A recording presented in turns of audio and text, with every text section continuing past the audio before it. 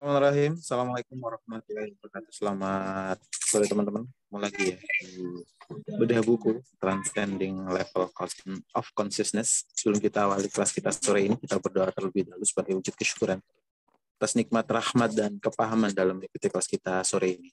Berdoa silakan. A'udzubillahi minasyaitonirrajim. Bismillahirrahmanirrahim. Rabbi zidna ilma warzuqna fahma birahmatika ya arhamar rahim. Amin.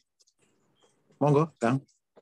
Oke, bismillahirrahmanirrahim. Assalamualaikum warahmatullahi wabarakatuh. Selamat sore, kita lanjutin kelas kita ya, atau program rutin kita selama bulan Ramadan, yaitu Bedah buku Transcending Level of Consciousness. Cari filenya dulu. Ini dia. Oke, jadi kemarin sampai sini ya. Jadi kita perlu merangkul kesalahan-kesalahan yang dibuat oleh ego kita dalam kesadaran dualitas sebagai modal titik tolak untuk berjalan ya. Jadi setiap kesalahan jangan sampai disikapi dengan logika V ya. Nanti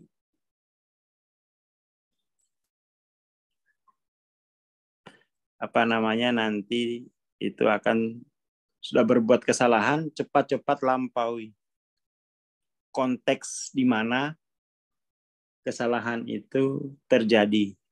Tuh poinnya ya, kita perlu tulis dulu.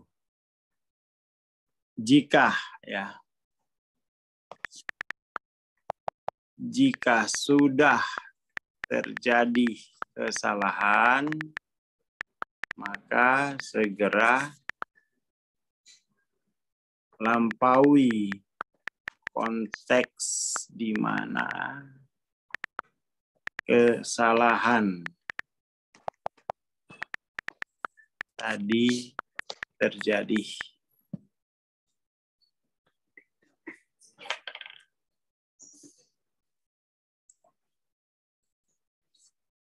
Ditulis ya, jika sudah terjadi kesalahan, maka segeralah lampaui konteks dari kesalahan tersebut. Baru mulai langsung dapat poin nih, langsung mau bisa selesai ini kelasnya.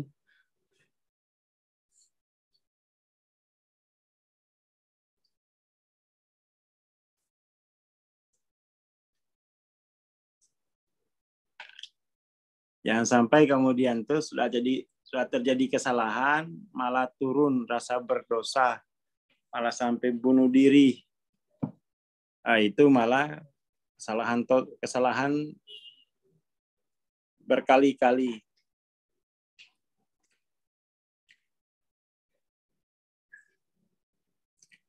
Oke ya, poinnya. Artinya, ya disitulah maksudnya kita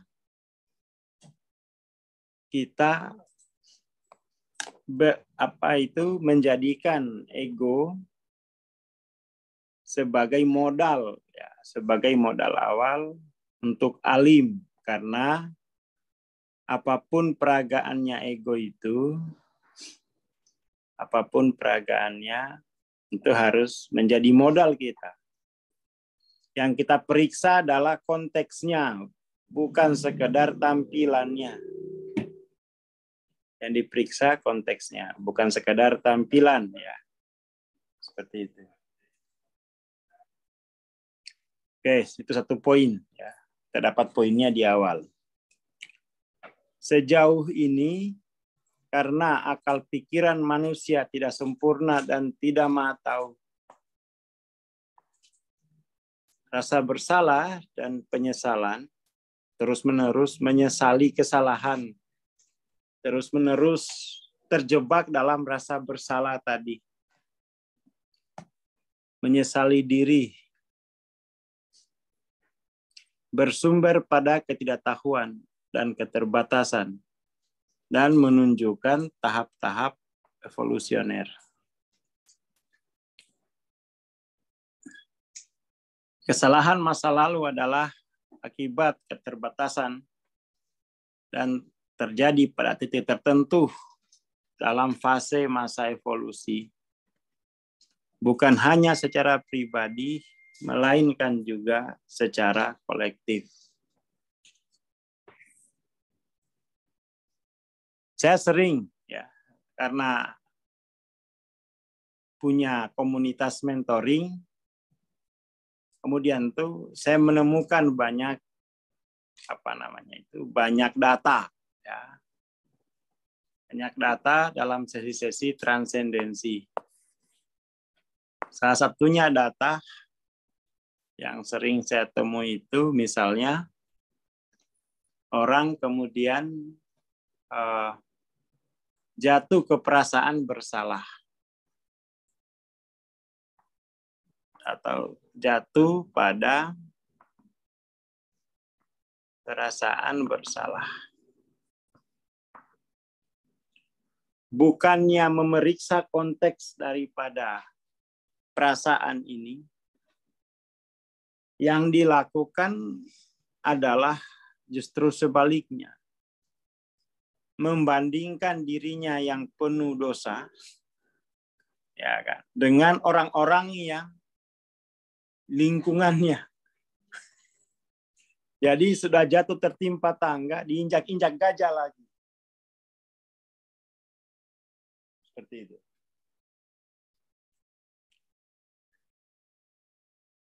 Jadi harusnya itu,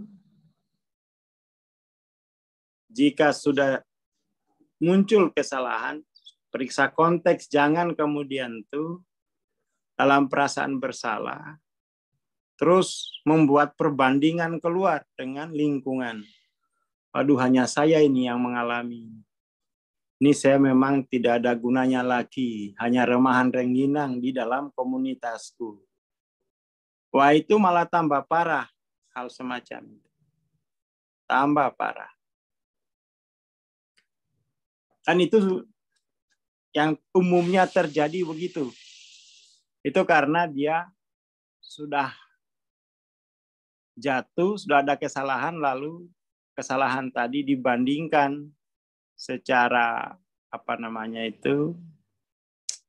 secara naif, ya, keluar.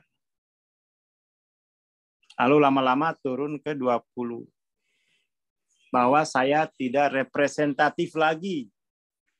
Saya tidak representatif lagi pada kelompok itu karena saya sudah melakukan kesalahan.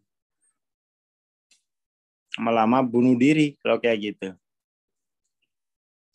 Karena referensinya keluar.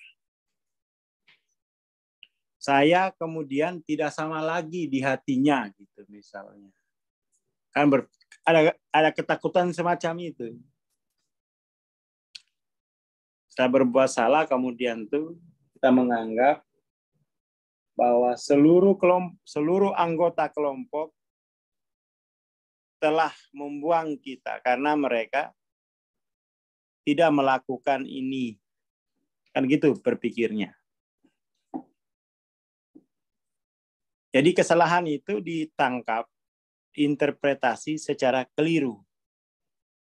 Jadi sudah ada kesalahan lalu diinterpretasi lagi secara keliru melalui proses lower mind. Itu prinsipnya. Jangan sudah salah diinterpretasi lagi secara linier, ya. Akhirnya bukannya sembuh, malah overthinking, terus darah tinggi, insomnia, akhirnya GERD. Oleh karena itu, apapun isi penyesalannya, sebenarnya itu celah yang identik hanya saja muncul dalam keadaan yang berbeda. Definisi harfiah mutlak dari kata dosa adalah kesalahan. Kesalahan. Ini kemudian diperparah oleh dikte, uraian, dan peringkat religius menurut konon derajat keseriusan dan kesalahan. Ada dosa kecil, ada dosa besar. Ya kesalahan aja. Tapi kemudian dikuantifikasi, ya, dikuantifikasi secara sosial. Padahal ya kalau kita mau periksa ke dalam, bukan pada tampilan, ya pada dasarnya semua kesalahan itu berangkat dari identifikasi diri sebagai sumber kehidupan. Identifikasi diri sebagai subjek. Nah, dan itu karena berangkat dari situ, maka terjadilah kesalahan-kesalahan. Jadi diperparah oleh peringkat, pemeringkatan. Ya, itu merusak akhirnya.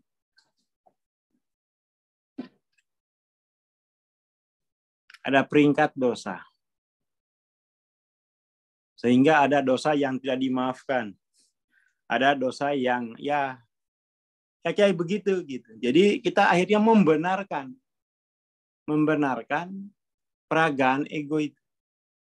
Karena ini nggak apa-apa, itu nggak boleh, ini masih boleh diberi peringkat menurut keseriusan dan kesalahan pada orang lain. Jadi dosa atau kesalahan itu diukur dampaknya pada orang lain, bukan pada kebenaran.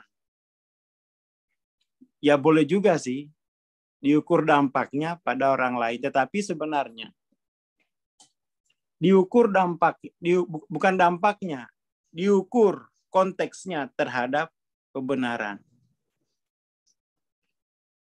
Nah, kita hanya fokus sibuk mengukur dampak kesalahan itu terhadap orang lain.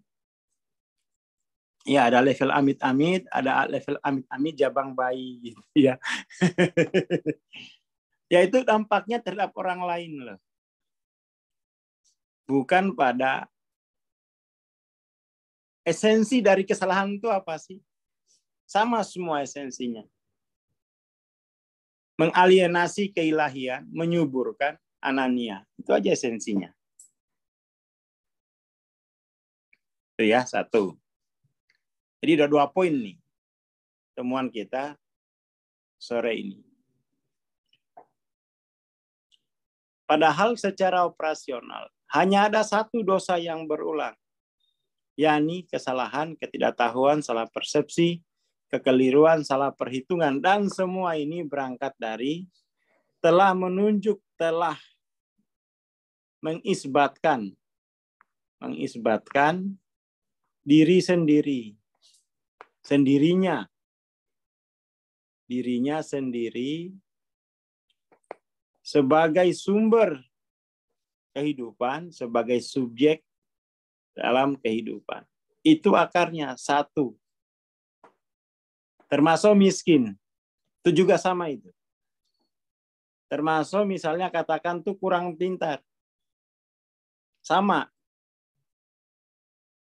ininya, sama akarnya. Nggak usah diperingkat. Itu sama saja kita mentoleransi kesalahan. Hanya gara-gara kita mengukur kesalahan itu pada dampak eksternal. Ya, pada dampak eksternal. Udah 2 poin nih ya, udah 2 poin. Jadi jangan diukur pada dampak eksternal, tetapi dilihat esensinya apa. Esensinya adalah telah mengisbatkan dirinya sebagai sumber kehidupan, sebagai pencipta kehidupan.